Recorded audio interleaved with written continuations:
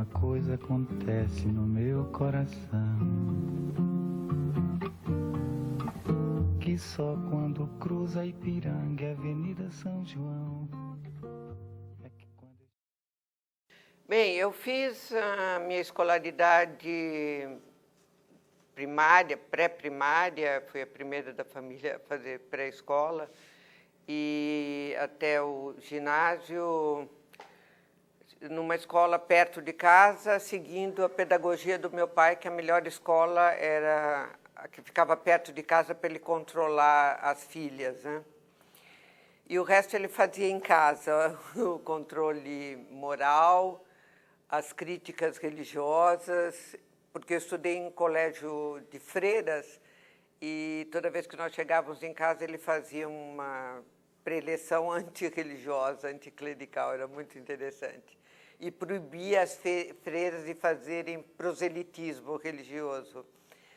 Eu estudei no Liceu Pasteur, um colégio francês, depois eu fiz, ao mesmo tempo, filosofia na USP, e pedagogia na PUC. Minha primeira opção era psicologia na PUC, e eu abri mão por conta de fazer parte de um movimento de esquerda, e nós fazíamos parte de um movimento, à época, de pressão por aumento do número de vagas nas universidades, né? Então, em protesto, ou entraríamos todos excedentes no curso de psicologia, não entraríamos nenhum, né? Ou não entraria nenhum. E, por isso, eu acabei abrindo mão da minha vaga na psicologia, não me arrependo, e acabei cursando toda a pedagogia na PUC e a filosofia na USP. Depois, mestrado e doutorado na educação. Eu não tinha interesse em ficar na educação. Quem me estimulou muitíssimo para ficar foi o professor Casimiro dos Reis Filho, que era da História da Educação, tinha formação na USP, no grupo do Laerte Ramos de Carvalho. Depois ele foi, naquele movimento de ir para o interior, ele foi para a universidade, na Faculdade de Filosofia, Ciências e Letras de São José do Rio Preto, na época com Maurício Trachtenberg e outros, e foram criar uma renovação na universidade, do ensino superior, né, das cidades do interior de São Paulo. Foi um trabalho muito interessante que eles fizeram, sobre o qual se fala muito pouco. Eu sei pouco, inclusive, eu não sei tanto quanto gostaria. E ele foi meu professor na pedagogia e me estimulou muito a ficar na pedagogia, e usava muito como argumento para me convencer o caráter alienado do pessoal da psicologia e o sentido mais engajado, mais socialmente engajado, politicamente engajado, que a educação facultava, né? Ela permitia, né? Até porque a psicologia era e continua sendo com um forte chamamento no tratamento individual, né? São poucas as universidades que valorizam a formação social, né? E o professor Casimiro me estimulou muito a ficar em função disso. Ele me embromou durante os 4 anos, eu fui monitora dele durante os 4 anos, e quando eu me dei conta eu já tinha me formado e estava acabando ainda, era dezembro, acabando o 4º ano, e ele, em conversação com o Dermival Saviani, que era o professor da História da Educação, eles haviam me convidado para trabalhar no curso de pedagogia da PUC e já me inscrever no mestrado para já fazer a carreira acadêmica. Eu tentei convencê-lo que eu queria acabar as disciplinas de filosofia, faltavam algumas disciplinas, e ele quis me desestimular, mas eu acabei fazendo as disciplinas e nada me impediu que fizesse o mestrado e começasse a trabalhar e também completasse a minha licenciatura meu bacharelado em filosofia, eu não fiz as disciplinas de licenciatura. Bem, na PUC, o convite foi para a filosofia da educação, para eu ser assistente do Dermeval Saviani. Isso no momento que você está concluindo a graduação em pedagogia? Eu fui monitora de filosofia da educação, fui monitora de história da educação e de outras disciplinas. Eu tinha interesse em ficar como auxiliar na história, mas eles pensaram que seria melhor eu ficar na filosofia da educação, porque eu era uma das poucas pessoas que tinha formação em filosofia. Então, isso dava um reforço especial à disciplina, e o Demerval, à época, precisava de uma assistente que auxiliasse a consolidar a disciplina. Aí eles me convidaram. Eu não fiquei muito satisfeita, porque eu efetivamente queria trabalhar com história da educação. Mas eu me saí muito bem na filosofia da educação, até porque tinha uma formação bastante superior à que eles tinham na própria graduação de pedagogia.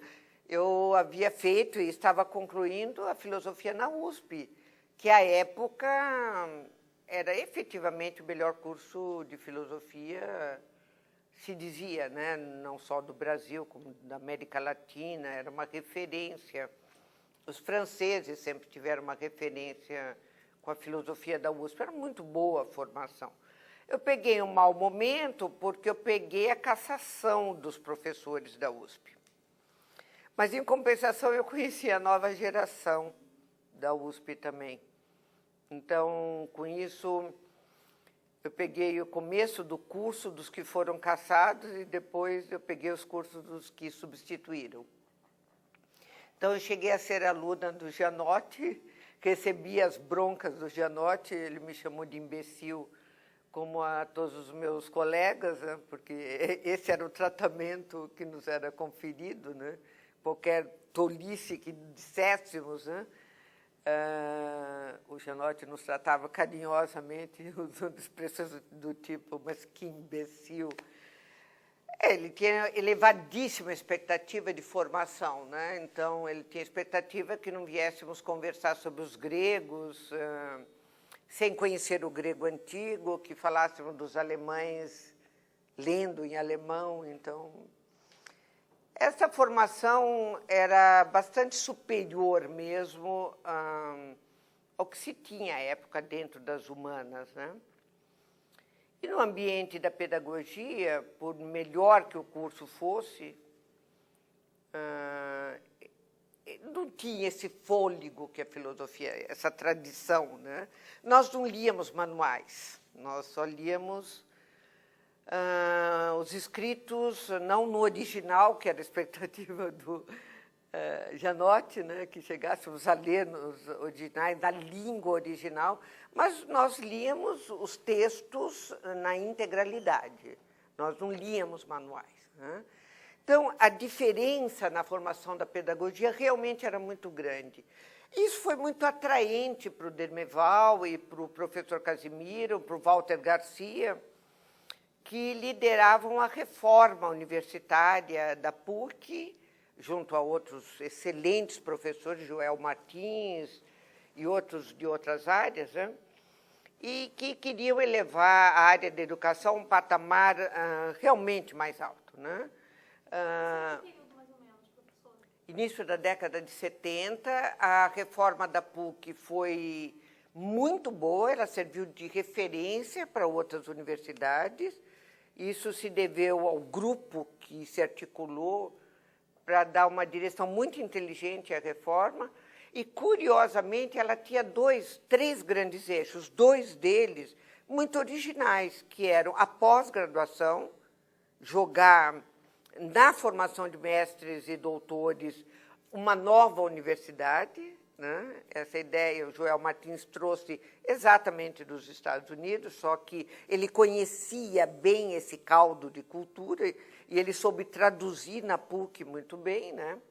Ele criou a pós-graduação na Unicamp também e auxiliou a criar em muitos outros lugares.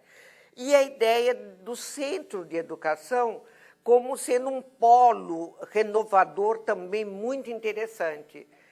Tanto que não era uma faculdade de educação, era um centro de educação com mais liberdade para inovar pedagogicamente, né? E, de fato, eu acho que uma das últimas excelentes turmas de pedagogia da PUC.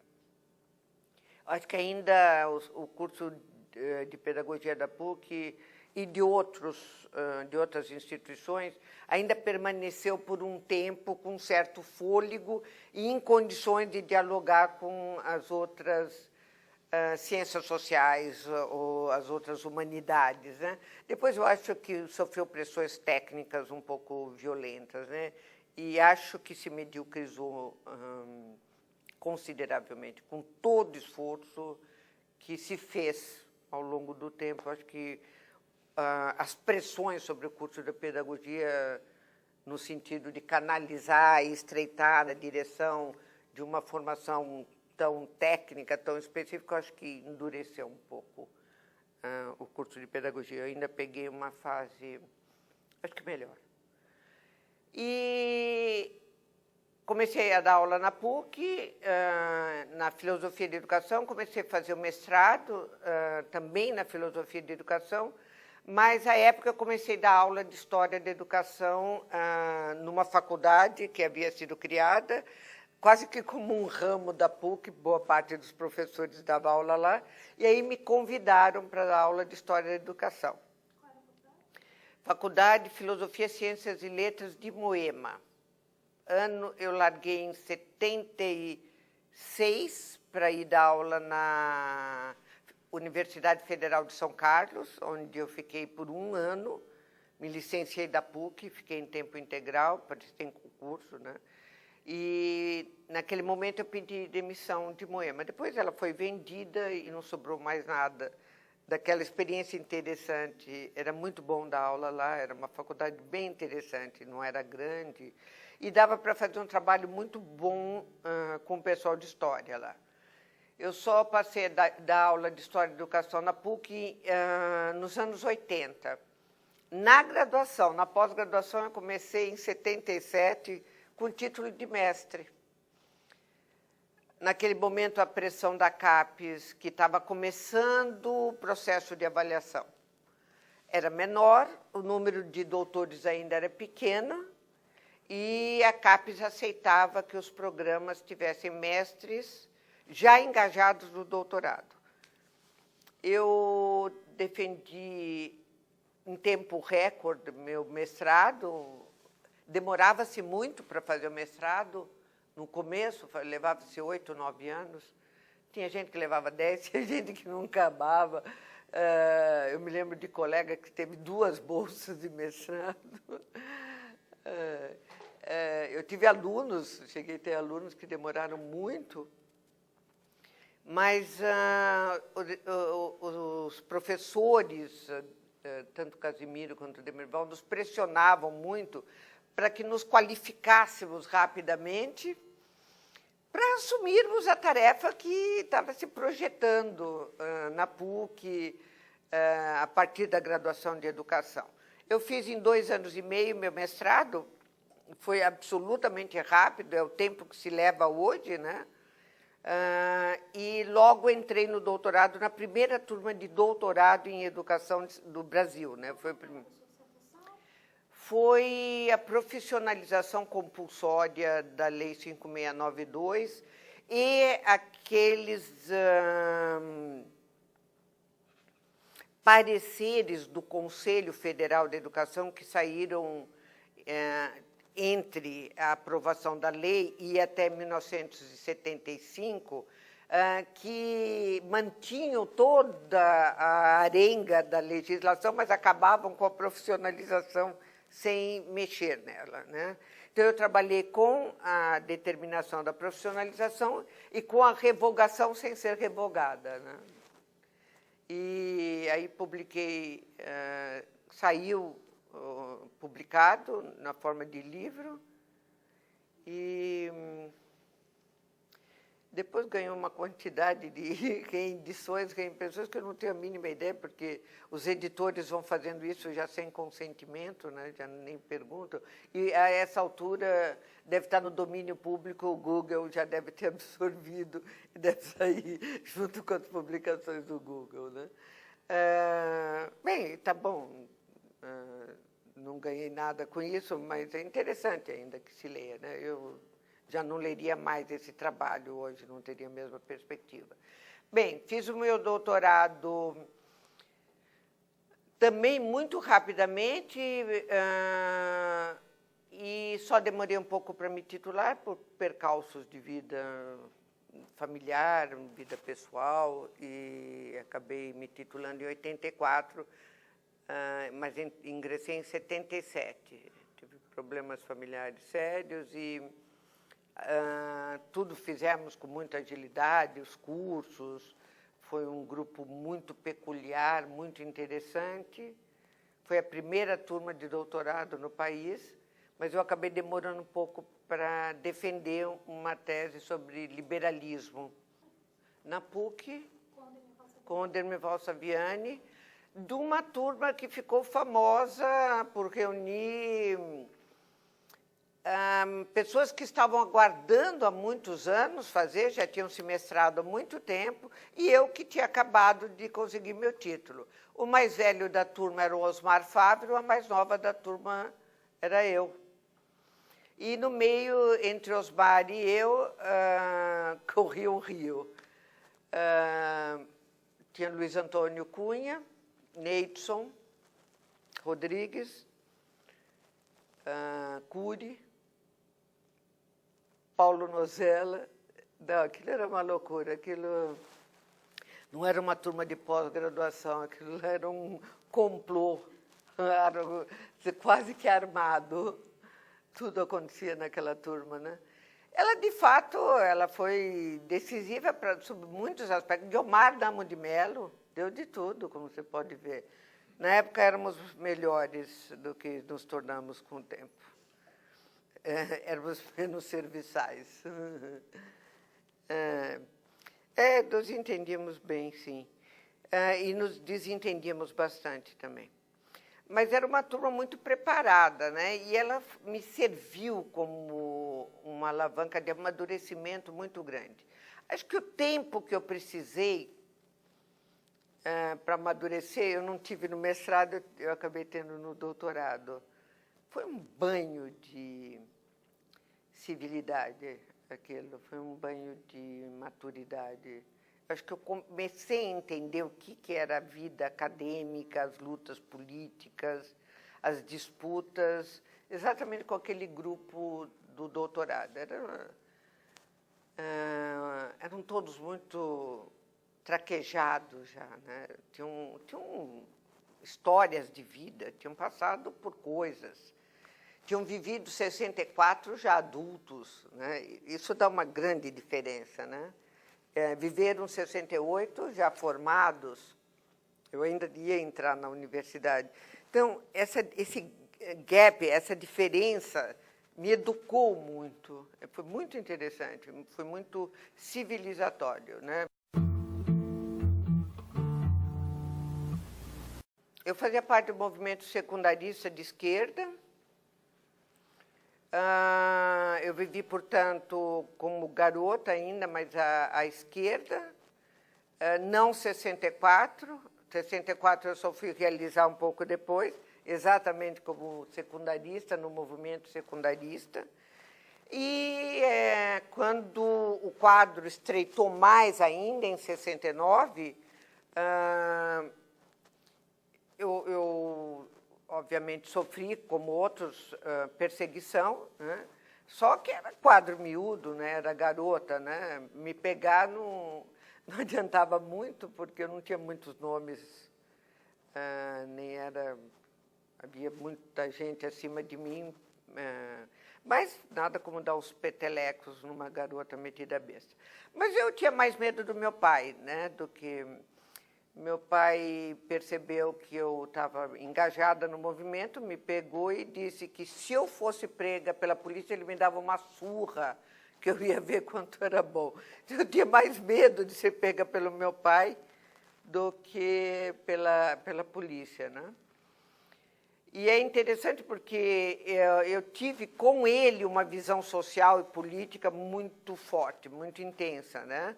Mas muito controle também, né? Do ponto de vista da vida social, né? Das nossas relações. Então, quando estourou 64, eu, pequena ainda, já tive noção do que era, porque em casa se falava disso, meu pai falava disso. Não na escola, onde não se comentava. Então, eu não demorei a entender qual era o significado negativo que tinha. Bem, quando eu fui fazer a universidade estava muito quieta, né? Ela já estava muito aquietada. Os professores já tinham sido caçados. Na USP, o Janotti e outros já tinham saído para o...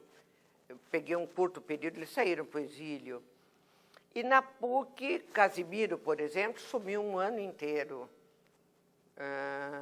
porque voltaram as perseguições, ele já tinha sido preso, né?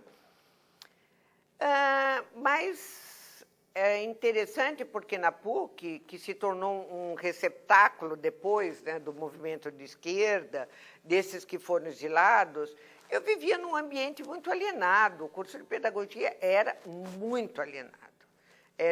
Eram 45 moças numa sala, muito alienadas. Eram moças muito ricas, uma parte considerável delas muito rica, e que tinham optado por pedagogia porque gostavam de criança. E depois eu descobri que também elas não deviam gostar tanto de criança quanto elas não deviam saber matemática. Porque eu acho que uma boa razão para ir fazer pedagogia é você não saber matemática, né? Ainda mais agora que nem estatística exige muito, né? Então, mas eu acho que não gostavam tanto de criança, acho que elas dariam uns tapinhas nas crianças. Mas a maioria delas abriu escola, né? E o pai abriu uma escola, então foram fazer pedagogia por conta de um grau muito alto de alienação. Então, é muito interessante porque as disciplinas mais interessantes que nós tivemos, a meu juízo, no curso de pedagogia, foram exatamente filosofia da educação, com Dermeval. História da educação, com o professor Casimiro, o seu grupo, né? E a sociologia da educação. Eram disciplinas muito interessantes, eram disciplinas com um sentido social muito interessante, né? Falavam de uma escola num sentido bastante mais amplo do que aquilo que se queria nos dizer com uma disciplina como didática e as mais técnicas, né? Que era ficar em sala de aula. Não era isso que me atraía, né? Eu nunca quis ser professora. Então, de fato, o Casimiro me conquistou com esse sentido social. Então, eu tenho a impressão que eu me distinguia do grupo. Ao mesmo tempo, eu acabei atraída por ficar na educação, mas me sentia um pouco estranha ao grupo que fazia pedagogia, de um lado, porque a formação na USP tinha me acabado por dar uma diferença significativa. E, em segundo lugar, por causa da posição à esquerda. De fato, nós vivíamos um ambiente, no curso de pedagogia, bastante alienado. Eu acabei de dizer, eu frequentei um curso com uma quantidade bastante grande de colegas no nível socioeconômico alto. Eu me lembro que tinham nomes bastante tradicionais. Então, é provável que boa parte tenha, até as suas famílias tenham apoiado 64, o golpe de 64. Não se falava sobre isso, não se discutia política. Mas, quando havia um chamamento para elas participarem, havia uma rejeição da parte delas, né? Bem, o certo é que eu não conseguia conversar sobre esse assunto de política com a minha turma de formação E, ao mesmo tempo, havia uma diferença de formação relativamente grande. Hábitos, provavelmente, estímulos. Minha família é de origem turca. A primeira geração escolarizada foi a minha no Brasil, a dos meus irmãos mais velhos antes. Mas meus pais tiveram 2 anos de escola no Brasil. E meu pai é uma das pessoas mais brilhantes que eu já conheci. Conhecia história e geografia mais do que qualquer professor que eu tive de história e geografia. Ainda fazia campeonato de capitais para dar banho em todos nós, porque nós temos dificuldade de lembrar onde ficava exatamente um país. Bem, então, ele tinha uma hipótese sobre o que seria aqueles filhos nascidos no Brasil. Ele só tinha uma chance, era estudar. Nós não tínhamos outra alternativa, não éramos herdeiros. Os negócios que eles tinham em Mato Grosso, ele deixou para trás. E, para ele, a alternativa de vida, para mim e para os meus irmãos, eram os estudos. Então, nós nos apegamos a isso com muita paixão. Então, eu estou dizendo a respeito do meu interesse, é um pouco o interesse dos irmãos, de uma maneira geral. Então, lia-se muito em casa, né? Eu sempre li muita literatura. Então, essa paixão pelo livro, essa paixão por ler, não começou na universidade. Isso deu uma certa diferença, né? E, ao mesmo tempo, acabou gerando o interesse de professores de me convidarem para trabalhar na universidade, e acabou resultando, eu fazia a trajetória, então, como eu estava dizendo, né, toda ela praticamente na PUC, mestrado e doutorado na PUC, e com a vantagem ainda de eu ter encontrado aquele grupo do doutorado que foi muito educativo. Ninguém cedia a palavra, pode ter certeza. Ou você roubava a palavra, conquistava a palavra, ninguém cedia. Eram pessoas todas muito fortes, muito sedimentadas, né, com trajetória.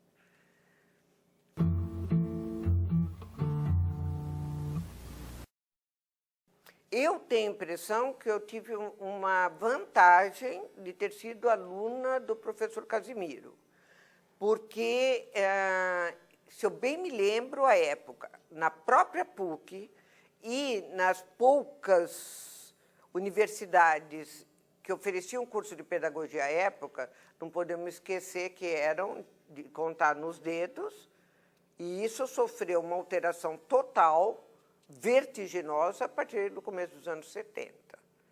Então, eu me lembro, não se comentava quase da existência de cursos de pedagogia, senão em 2, 3 universidades. E se existiam muito mais, nós não prestávamos atenção, porque havia uma competição eterna entre USP e PUC, né? Bem, tivesse eu feito na USP, ou tivesse eu feito com outra turma na PUC, eu não teria visto o Brasil. Então, o que foi muito favorável? Eu ter feito a professor Casimiro, que foi um dos primeiros a oferecer. Eram 4 anos de História da Educação. Isso dá uma enorme diferença. Eu fiz 4 de... O que hoje podemos chamar dos fundamentos, né? O que depois, né, foi reunido como Departamento de Fundamentos, né? Eu tive 4 anos de fundamentos. Eu tive 4 anos de filosofia, entre introdução à filosofia e filosofia, entre introdução à sociologia e sociologia da educação, 4 anos. Eu tive 4 anos de história. Eu tive 4 anos de psicologia. Eu acho que foi quando eu decidi que eu não queria fazer o curso de psicologia mesmo, né? Mas depois todos os psicólogos me cercaram. Eu fui casada com psicólogo, depois casada com o segundo psicólogo. Minha filha é psicóloga, então eu larguei os psicólogos e eles não me largaram, né? a formação era muito intensa dos fundamentos. Eu tive 4 anos de Casimiro. Isso significa que eu tive, aspas, geral, no primeiro ano e parte do segundo, o resto foi Brasil. Isso era muito raro. Os outros professores da PUC não trabalhavam com o Brasil e na USP praticamente não se trabalhava com o Brasil. Quem estava, à época, tentando fazer, e logo depois faleceu, era exatamente o que tinha sido mestre do Casimiro, que era o Laerte Ramos de Carvalho, que também insistia, depois a gente foi estudar isso, que também não, ele insistia na importância de se constituir uma história da educação brasileira que pudesse ser objeto de estudo e pesquisa nos cursos de educação. Não é? Então, eu tive uma vantagem muito grande em relação a isso. Muito bem. Quando eu comecei a dar aula de História da Educação, eu comecei a dar aula de História da Educação na pós-graduação, tirando aquela minha experiência de Moema. A trajetória não interrompida, que não sofreu solução de continuidade, foi, curiosamente, a da pós-graduação, porque eu comecei a dar meu primeiro curso como assistente na Federal de São Carlos, mas eu trabalhei como assistente de Demerval também lá, em Filosofia da Educação. E, em 78, quando eu decidi largar a Federal de São Carlos, quem estava na coordenação do programa na PUC me convidou para dar uma eletiva na PUC. Eu dei de História da Educação Brasileira. E nunca ela sofreu paralisação. Ela era uma eletiva, se tornou do núcleo básico, até que eu estava na coordenação, nós fizemos uma reformulação de tal sorte que a História da Educação se tornou área de concentração da pós-graduação. Então, o que eu tenho ali dizer sobre ser professora de História da Educação tem menos a ver com a graduação e mais com a pós. Porque eu fui professora de História da Educação na graduação em Moema, depois larguei Moema, não trabalhei com História da Educação na graduação, só fui voltar a dar aula na graduação nos anos 80, na PUC, e fui professora sem solução de continuidade da pós-graduação de 1978, descontando o que eu fiz na Federal de São Carlos em 77, até eu me aposentar e largar a PUC em 2006. Então, o que eu tenho ali a dizer tem a ver mais com a pós-graduação do que com a graduação. Por isto mesmo, a minha experiência de ensino de História da Educação é fortemente articulada com a pesquisa. Mais do que, eu diria, que ao longo do tempo foi possível para os professores que ficaram só na graduação. Porque o ambiente da pós-graduação se tornou um ambiente mais propício, pelo menos foi assim para mim, na pós-graduação da PUC, mais propício a fazer pesquisa do que na graduação.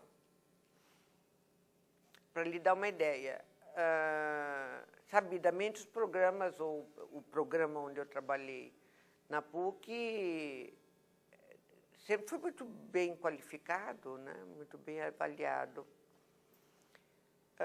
Em compensação, na graduação de educação da PUC não se fazia pesquisa, e acho que não se faz pesquisa até recentemente. Então, nesse sentido, a pós-graduação praticamente, isso acontece em boa parte das instituições, não estou falando nada tão peculiar à PUC, né? Mas, em alguns casos, é extremo isso, né? E a PUC era bastante extremado isso. E eu não fiquei tão distanciada assim, me foi possível fazer articulação, porque eu comecei muito precocemente a dar aula na pós-graduação e não saí mais. Eu saí da graduação, mas não saí da pós-graduação. Ainda assim, até a pós-graduação tomar a feição que tomou nos anos 90, demorou. Eu acho que se teve 2 momentos na pós-graduação. O que eu fiz, e até uma parte dos anos 80, que se fazia um monte de cursos, as pessoas levavam anos a fio para fazer uma dissertação. O orientador não sabia muito bem o que fazer, porque ele mesmo nunca tinha feito pesquisa, não sabia muito bem como orientar a pesquisa do aluno, e não se sabia exatamente o que seria fazer uma nova pesquisa em História da Educação. Estou falando de História da Educação. Né? Isso serve para outras disciplinas, né? Mas estou me circunscrevendo à História da Educação. E você tem um momento mais recente em que se começou a fazer pesquisa mesmo, né? Você começou a trabalhar com fonte primária, né? Então, você tem uma diferença, você tem um lapso de tempo que eu acho que foi o tempo curioso, tenho por hipótese, que foi o tempo com que se aprendeu a pensar história da educação brasileira. Ou seja, o esforço de deslocar a atenção da história da educação europeia ou norte-americana para a história da educação brasileira acabou acontecendo dentro da pós-graduação. E foi preciso um tempo de amadurecimento para que dentro da pós saíssem pesquisadores em condições de levar adiante um projeto de escrever a história da educação brasileira, ou escrever as histórias da educação brasileira. Né? Eu acho que eu tive, nesse sentido, uma vantagem de ter sido atraída, né, pelo Casimiro muito antes do que outros estavam se interessando pela história da educação brasileira, né, do que se fazia à época. Mas, ao mesmo tempo, fiquei um pouco solitária, né? Até que encontrei amigos do caminho, parceiros de trajetória, e aí foi sendo possível, efetivamente, ser partícipe de um diálogo mais nacional de história da educação. Aí já estamos falando de final dos anos 80, começo dos anos 90, tá certo? Então, nessa altura, eu já tinha quase 13 anos de pós-graduação. Bem, o ônus ter sido também precoce. O que eu estava lhe dizendo, e procurando chamar a atenção, é para a enorme diferença da experiência da pós com a graduação. Na graduação, a possibilidade de utilizar uma multiplicidade de leituras, de fontes, foi se tornando cada vez mais difícil, né? As pessoas cada vez menos comprando livros, cada vez menos interessadas numa leitura completa de uma determinada fonte. Então, eu sei que o uso dos manuais permaneceu na graduação, apesar das tentativas que fizemos durante um tempo de introduzir uma literatura diversificada. Eu sei que os manuais permaneceram, apesar desses esforços. Né? Na pós-graduação, as possibilidades são maiores. Isso não quer dizer que se encontre pessoas muito mais preparadas, mas a disposição é completamente diferente, né? Na graduação, as atitudes ainda são um pouco infantis, ainda se tem que cobrar, né? Porque a pessoa tem que ser alertada dos compromissos, né? Na pós-graduação, por mais dificuldade que o aluno tenha, né, ele já tem um compromisso com profissional, ele já tem uma atitude diante da vida distinta, né? Então, no mínimo que acontece na pós-graduação, você não fica escutando choramingas sobre, mas eu tenho que ler isso para a próxima aula, professora. Até por vergonha dos colegas, né? E, claro, por medo da professora, que nunca primou por ser muito boazinha, né? Eu sempre tive uma vocação para Janote guardada dentro do peito, assim, só nunca chamei ninguém de imbecil. Porque eu não acredito nisso, mas dar bronca não tem nenhum problema.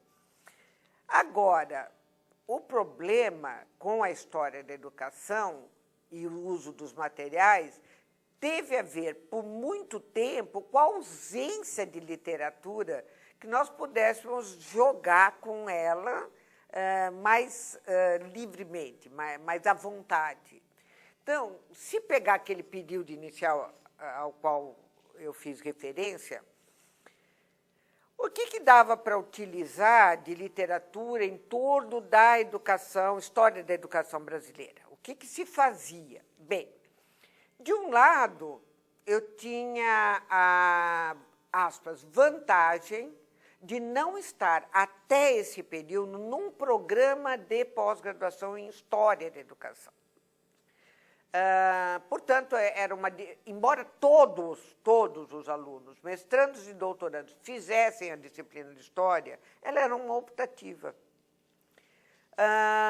E o Demerval, que permaneceu coordenador praticamente todo esse período, curiosamente, não tinha disposição de converter aquele programa ou de abrir naquele programa uma linha de História da Educação. Isso é muito curioso.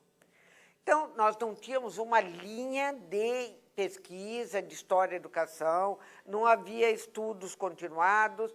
Então, ao mesmo tempo, isso me descomprometia no interior do currículo do programa, né?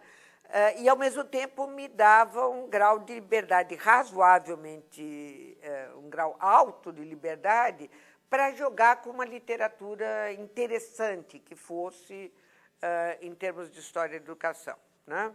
Então, o que eu fazia muito? Eu fiz muito isso durante muito tempo.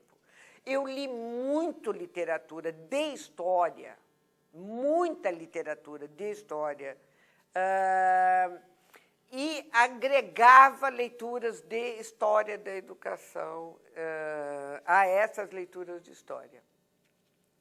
Então, se você me pergunta o que era o grosso, qual era o núcleo duro das leituras que você fazia, não eram de história da educação, eram as de história, tout court, de história do Brasil. Então, eu pegava aqueles estudos maçudos de história colonial, eu pegava os estudos maçudos de império, eu pegava república, pegava literatura pesada, leitura densa, e agregava leituras de educação. Agora vamos ler alguma coisa aqui para localizar. Por justaposição. Literalmente não se tinha uma literatura. Não era casual que, em 1971, o Laerte Ramos faz um seminário onde ele chama exatamente os formandos dele, né? Alguns formados e outros formandos, né? Do seu grupo original, que foi composto por Jorge Nagli, Mariotto Aidar. O Casimiro participou no início e depois negou, que tenha, com toda razão, né? As coisas penderam à direita, né? Na USP, o Casimiro para a esquerda, eu entendo que ele tenha rejeitado, renegado, mas ele fez parte desse grupo. Esta foi aquela geração que, sob a batuta do Laerte, começou a fazer a produção que foi dando em obras densas, tais como o estudo da Mariotto Aidar sobre o ensino secundário no Brasil. Até hoje, você não pode sair falando sobre o ensino secundário no Brasil sem prestar contas a Mariotto sobre as suas conclusões na tese, que são as que estão no livro, né? O ensino secundário no Império Brasileiro. Porque tem densidade, ela examinou fonte primária, Ela vasculhou bem vasculhado. Aquela geração, estou pegando o exemplo da Mariotto. Você tem um monte de outros, Tanuri sobre o ensino normal, você tem uma quantidade enorme de outros que saíram à época, nem todos foram publicados, mas que são, por exemplo, sobre o Império, o Antuña sobre os anos 20, e o do Jorge Nagli, que começou como tese de doutorado no grupo do Laerte, mas estimulado pelo psicólogo. Agora, que estimulou, que era parceiro dele em Araraquara, a que ele fizesse como livre docente em Araraquara. A tese que todos nós conhecemos, Educação e Sociedade no Brasil, né, na Primeira República, acabou sendo a livre docência do Jorge Nagli. Mas aquilo era a tese de doutorado dele, também sob a batuta do Laerte Ramos, né? Depois ele foi estimulado, agora me deu um lapso, quem que estimulou o Jorge Nagli, fiquei sabendo. Ele relata, ele mesmo diz, né? Por que razões? O próprio Jorge relata isso. Bem, então, o que acontecia? Uma enorme ignorância generalizada sobre a história da educação brasileira, digamos que uma ignorância razoável sobre a própria história do Brasil. A minha impressão é de que eu aprenderia a pensar a história da educação se eu entendesse mais e melhor o próprio Brasil, né? Afinal de contas, eu nunca fui uma pedagoga estrito sensu, então, em verdade, eu tinha aquela visão de que o social, o econômico, o político me dariam luzes para entender o que se passava na educação, e olha que eu nunca fui das marxistas mais da foice e o machado, porque eu não fui uma marxista, eu nunca participei do grupo dos marxistas, porque eu li Marx na universidade. Boa parte não leu coisa nenhuma, né? O Marx, quando muito, de manual de quinta categoria. Eu vim de militância, isso deu bastante diferença. Eu tenho uma impressão da minha largueza de entendimento de Marx, porque eu nunca fui marxista porque eu li manual, entende? Mas porque eu tinha militado e também porque eu tinha ido estudar. Eu tinha ido estudar bastante, né? E nunca fui leninista, estrito sensu. O que me atraía, eu disse desde, quase que ao início, o que me atraiu a ficar no curso de pedagogia e por que o Casimiro encontrou eco, né? E acabou me convidando para trabalhar lá, porque é essa coisa do lugar social, né? Político, social e político, e depois fortemente cultural da educação que me atraiu. Nunca o diálogo direto com o econômico, é muito interessante isso. Bem, então, por raios da minha cabeça, eu não tinha tanta clareza, estava fazendo sozinha. Dermeval não era historiador, Casimiro tinha se afastado, tinha tido derrame, eu estava sozinha, conversa de maluco, dando aula para mestrando e doutorando. Imagina, eu tinha colega que ia fazer meu curso, porque eu era doutoranda dando aula de mestrado. Só que eu tinha colega doutorando que ia fazer o curso. Então, esse colega meu de doutorado ia fazer curso comigo. Eu não tinha ideia do que eu estava fazendo, né? Eu estava tateando, uma coisa meio maluca, né? Agora, uma coisa eu sempre acreditei, se você for muito erudito, você não vai dizer muita burrice. E eu sou muito erudita. Então, eu tinha a impressão assim, eu posso dizer que eu não saiba nada de educação. Era provável que eu não soubesse mesmo, mas eu saberia pelo menos muito de história. E leria o que havia de melhor na história, lendo a literatura densa. Tá? Foi isso que eu fiz boa parte do tempo. Quando, no final dos anos 80, aquele programa estava quase acabando, ao mesmo tempo foi o grande desafio para decidir se ele ia acabar ou se ia dar continuidade. O Damerval estava saindo, Maria Luísa estava saindo, todo mundo estava saindo. E fiquei eu e Celso Ferretti. Então, ficamos discutindo se devíamos apagar a luz e sair andando, o que ia fazer, né?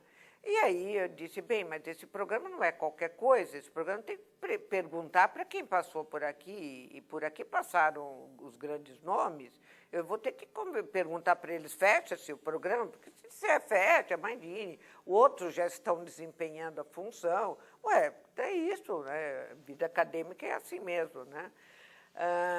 Imagina, só faltaram bater, né? Neidson, Cury, os colegas, imagina, você está louco, tem que arregaçar as mangas e trabalhar.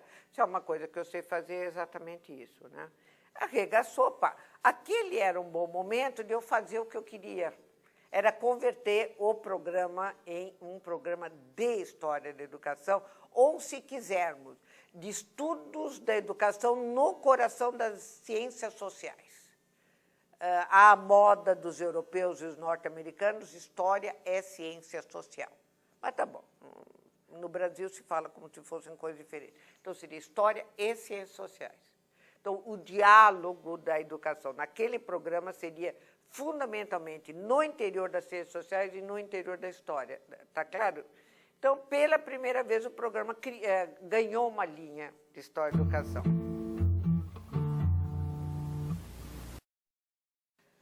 Final dos anos 80, início dos anos 90. Foi a primeira vez que eu mandei para o CNPq o primeiro projeto da área de educação, chamado Projeto Integrado, em que eu fazia uma proposta de um estudo historiográfico sobre qual é o mapa da nossa história da educação. É curioso, porque eu me comportei muito como...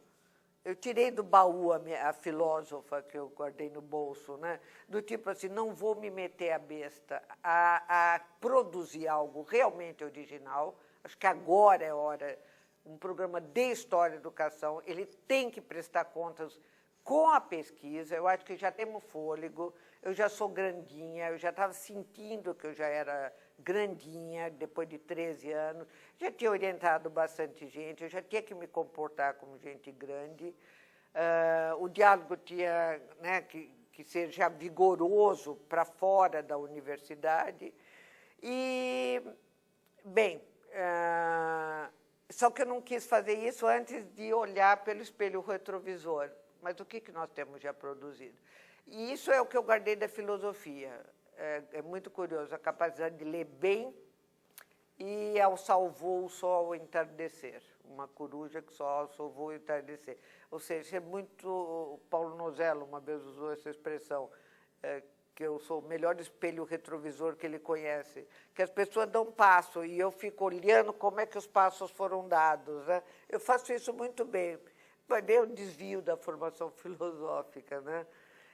Como que se eu dissesse, se eu vou me meter, eu tenho que prestar conta do que foi produzido. Não interessa se eu acho fraco, se eu acho babaca, se a produção... A área da educação é fraca, né? Qual é o patamar meu? Né? Onde eu quero pôr? Eu tenho que ler o que as pessoas produziram. Aí você se dá conta que produziu muita bobagem, muita coisa boa, porque, por exemplo, vai descobrir uma produção do grupo do Laerte e você não vai chutando como se fossem as goiabas. Você não vai dizendo, não, sai da frente, porque agora eu tenho uma bobagemzinha nova a dizer, né?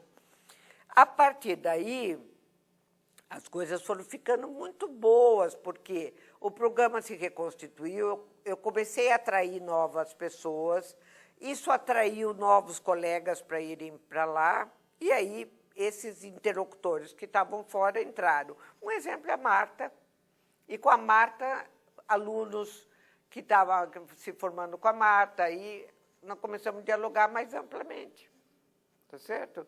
Então, essa é a história dos anos 90 e deste começo de século nosso, né? Dessa década que nós, daqui a pouco, vamos terminar.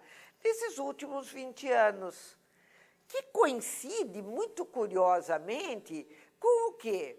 Com o fato de que eu já tinha andado, mas tudo porque eu comecei precocemente, porque eu estava num programa que já tinha história.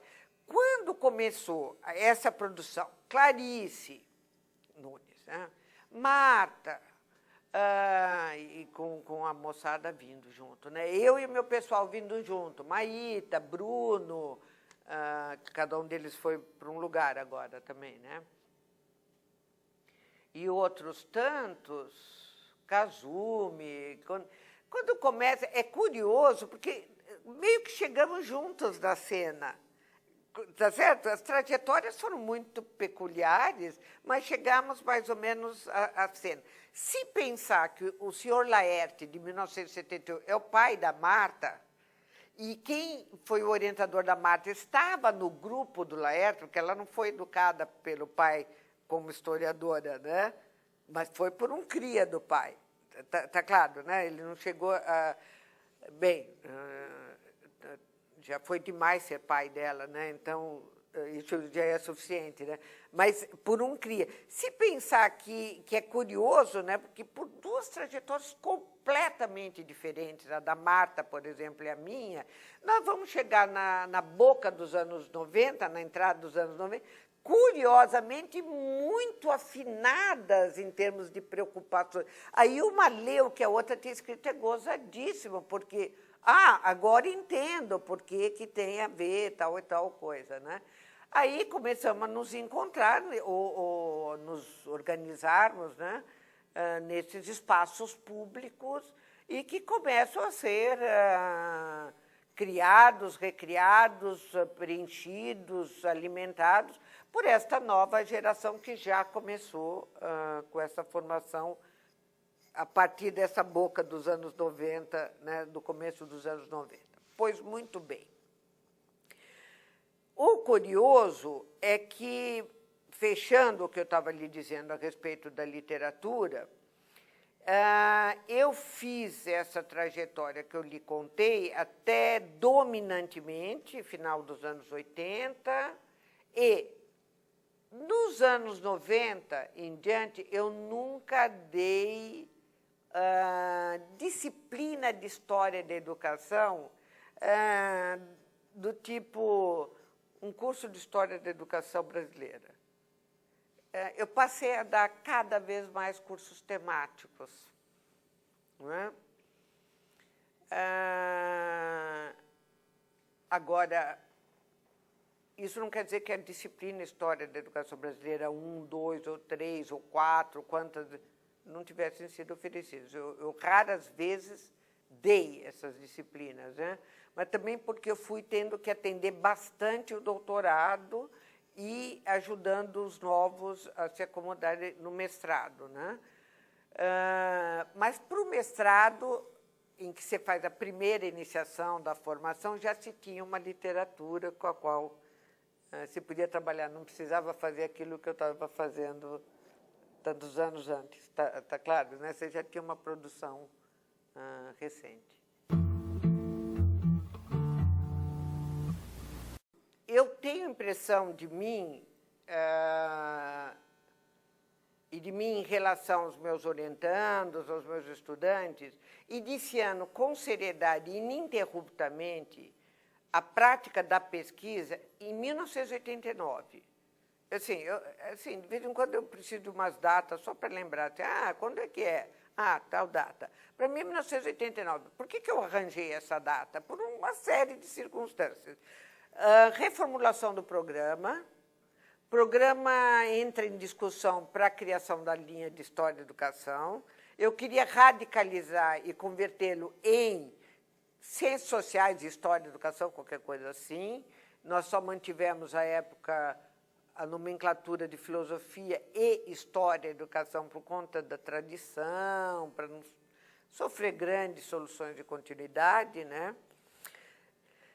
É o ano do meu primeiro projeto integrado de pesquisa, em que eu fiz uma coisa que depois eu fiquei sabendo no CNPq, foi o primeiro projeto com cara de integrado e que integrava mesmo. Ele tinha...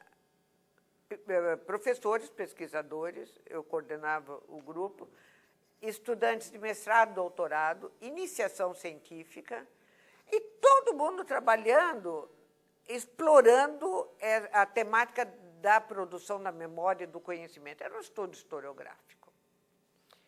Ele foi um estudo muito interessante, uma pesquisa muito interessante, porque escapou completamente de uma bobagem que se faz na área da educação muito, que é entender que a historiografia, assim como a história de qualquer disciplina, tem por função corrigir sua rota, quer metodológica, quer conceitualmente, e converte aspas, epistemologia em catálogo o repositório de regras do bem conduzir a razão para não se perder no meio do caminho. E a historiografia, tanto quanto a história de qualquer disciplina, estou chamando de historiografia, a história da história, o acúmulo da produção, ela é o olhar crítico da trajetória feita, tá certo? E a trajetória que foi feita, ela não foi feita por desvio de caráter de ninguém, nem de desvio de rota. Isso é uma visão de arquitetura do conhecimento que, principalmente, padre ou ex-padre, seminaristas e ex-seminaristas que ainda graçam na área da educação a granel, adoram, né? Não é por aí que o conhecimento tem que seguir, não sei o quê. Eu estou louca para falar um palavrão, não sei o quê, de regras, né? Ficam fazendo regras para todos os lados, como se cumprissem. Para começar, não cumpre. Mas precisa ter uma certa dignidade, você tem que ter o fôlego de um Durkheim, por exemplo, você escrever regras do método sociológico, ele descumpre todas. Mas é o Durkheim, né? Ele faz muito melhor que as suas regras. Ele diz para bobinho, toma os fatos como coisa. Ele está certo, o outro é tão burro que é melhor dizer para tomar o fato como coisa, porque é capaz de tomar como espírito, como anjos, se tomar como coisa já está de bom também. Eu acho que o positivismo é um bom laxante para pessoas que não raciocinam muito bem. Agora, e depois nunca fez pesquisa em história e vem fazer a crítica da história que nunca fez. Primeiro aprenda a fazer pesquisa, depois você faz a crítica de quem está fazendo, tá certo? Não é isso que nós queríamos. Eu só queria saber qual é a trajetória desta disciplina que nós estamos nos metendo a fazer pesquisa dentro dela. Ela tem uma trajetória, ela tem uma identidade. Bem, isso foi um banho de conhecimento fundamental para os anos 90 e até agora, quer dizer, 20 anos usufruindo desta noção de para onde vai a cabeça de quem lida com a história da educação. Tá claro o que eu estou dizendo? Quer dizer, empenhou aonde as fichas, né? Se dedicou a quê? Privilegiou quais questões, escolheu certos trajetos e não outros, e por quê, né? Isso deu um banho de conhecimento, mas principalmente de humildade. Menos. Né? Presta atenção no que foi escrito, presta atenção no que precisa ser escrito, presta atenção, porque nós estamos só começando. Você tem França com séculos de história da educação, Espanha, Portugal, Inglaterra, Estados Unidos. Esses países há séculos estão fazendo história da educação e nós estamos só começando. Então, vamos ver bastante o que está se fazendo, estude-se bastante. Isto, então, deu bastante humildade para o quê? A partir dos anos 90, nós estudamos muito a produção internacional também. Muita produção, coisa que nós não fazíamos tanto antes. Estudamos muito a literatura internacional. E aí, saber outras línguas não é exigência para exame de proficiência, é para saber ler no original, etc. Bem, A segunda vertente que eu abri de investigação, eu, em verdade, estou nela em todos os projetos, tem um núcleo que já ganhou nomes diferentes. Então, eu diria que eu teve esse grande projeto de historiografia, ele deu frutos, completou, ele ficou bonitinho, deu resultados, deu desdobramentos, quem quiser continua, quem faz o que quiser. Eu não lido mais com isso, não estou mexendo com isto agora. A outra vertente de investigação, com a qual eu, em verdade, estou lidando, seja quando eu estou mexendo com estatística, seja quando eu estou mexendo com outras temáticas, eu estou fundamentalmente com uma questão que pega do século XIX, que é por que, num determinado momento, para constituir uma nação, foi preciso olhar para fora das suas fronteiras. Por que o estrangeiro passou a ser um argumento para as reformas internas, para os planos e os projetos, né? Um dos projetos que estão em andamento chama exatamente o estrangeiro como argumento, que eu estou desenvolvendo. Então, comecei pensando em Estados Unidos, americanismo, mas a questão fundamental, por que a modernidade representa sempre a relação especular? E a educação é um campo ótimo para se fazer isso. A cultura, né, onde ela está mergulhada, né? É com isso que eu venho trabalhando intensamente.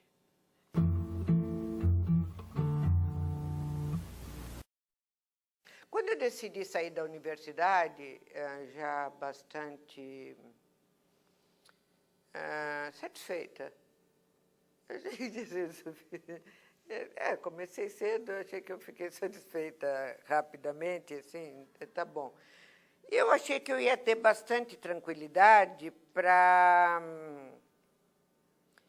escrever. Estou tendo menos, eu queria estar menos inquieta com leitura, porque eu tenho uma quantidade imensa de trabalhos iniciados e inconclusos, imensa, né? Eu não suporto. Já avisei minha filha que eu vou passar uma fita para não mexer, e ela toma a decisão. Se ela começar a olhar e achar que são momentos de delírio, joga fora antes de alguém tomar de assalto aquela minha biblioteca, né?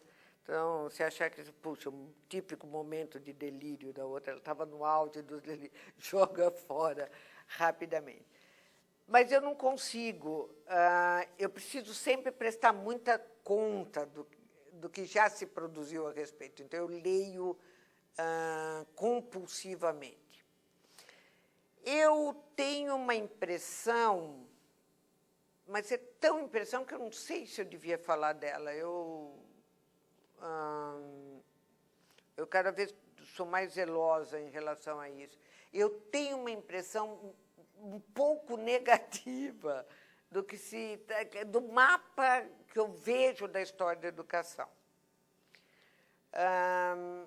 Eu tenho lido, inclusive, para preparar para a nossa discussão hoje, eu me atualizei muito em relação a uma vasta literatura nacional e internacional. Eu estou com uma impressão negativa e tenho uma hipótese para lhe dizer por que as coisas não estão muito boas. Eu tenho a impressão que ninguém está criticando, mas ninguém não pode mais criticar. Não se vai mais a congressos, não se apresenta trabalho para o par discutir com você os resultados da sua pesquisa. Você só tem que prestar contas no seu relatório Lattes, que você apresentou um trabalho. Quem discutiu, o que se achou, parece que não tem muita importância essa parte da discussão dos resultados. Por que eu digo isso? Porque eu leio um artigo sobre um assunto que eu vejo outra pessoa escreveu mais ou menos no mesmo período, elas não se referem, chegam a conclusões diametralmente opostas e tudo bem. Ninguém põe em dúvida Está claro o que eu estou dizendo? Eu acho que está ficando um pouquinho fajuto. Está ficando muito condescendente o campo. Ninguém critica, ninguém dialoga resultados de investigação. Isso tende a permitir a produção em série de coisas não necessariamente muito consistentes, né? Essa é a minha impressão. Acho que estamos um pouquinho concessivos.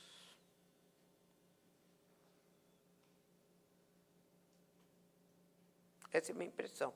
Mas eu queria que você grifasse a impressão, porque eu posso estar equivocada.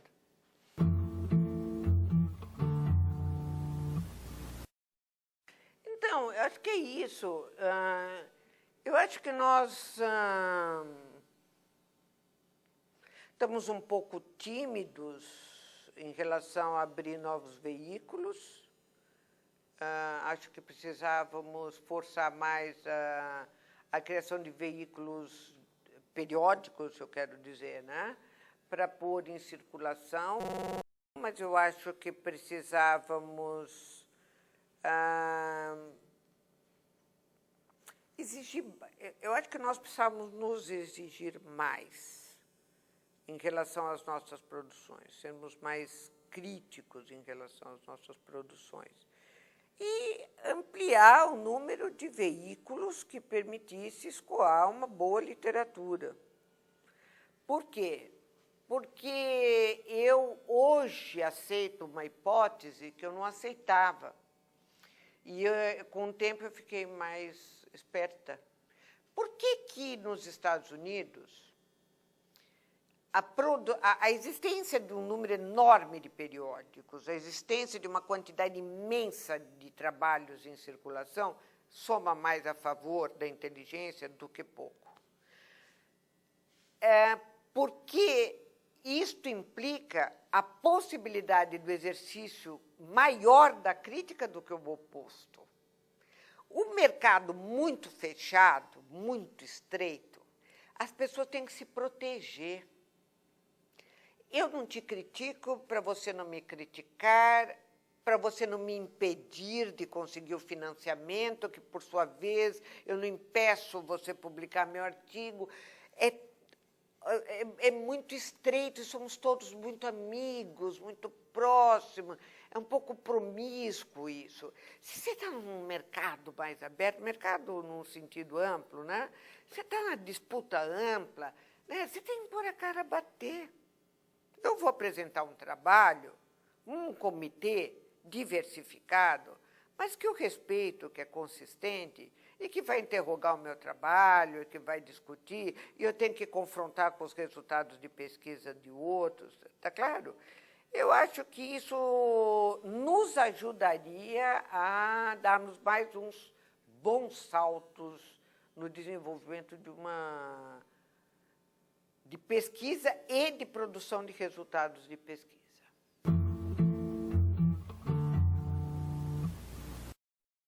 Eu tenho expectativas hoje pessimistas.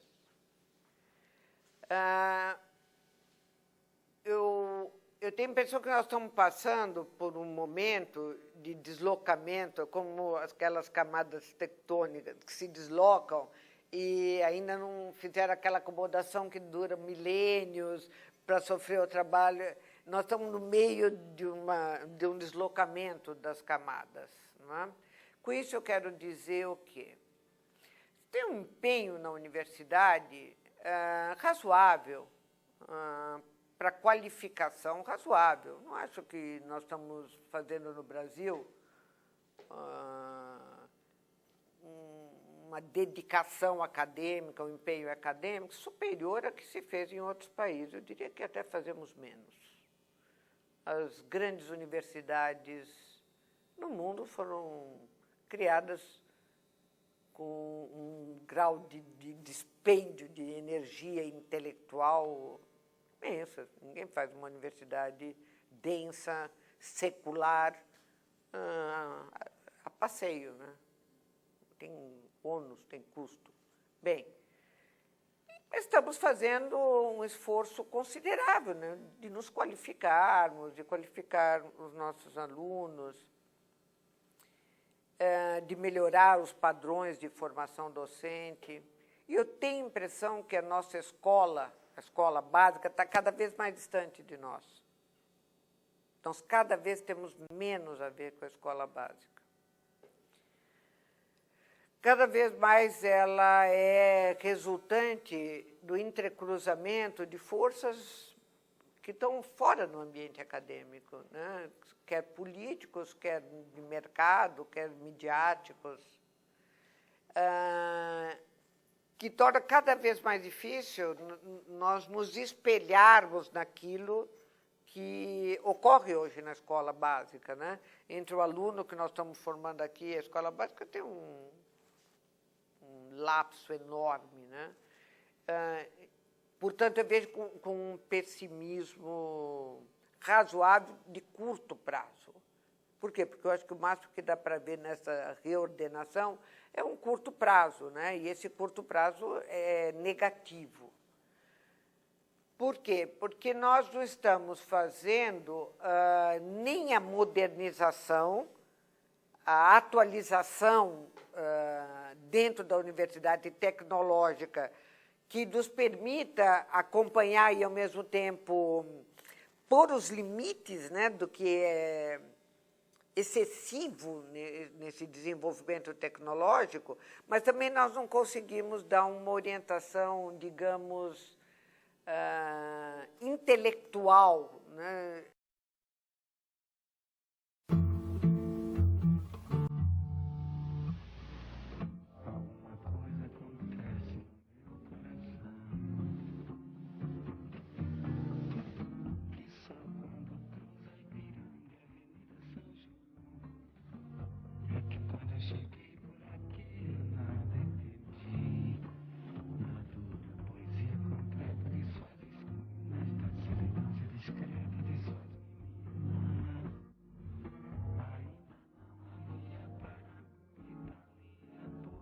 Completa tradução, alguma coisa acontece.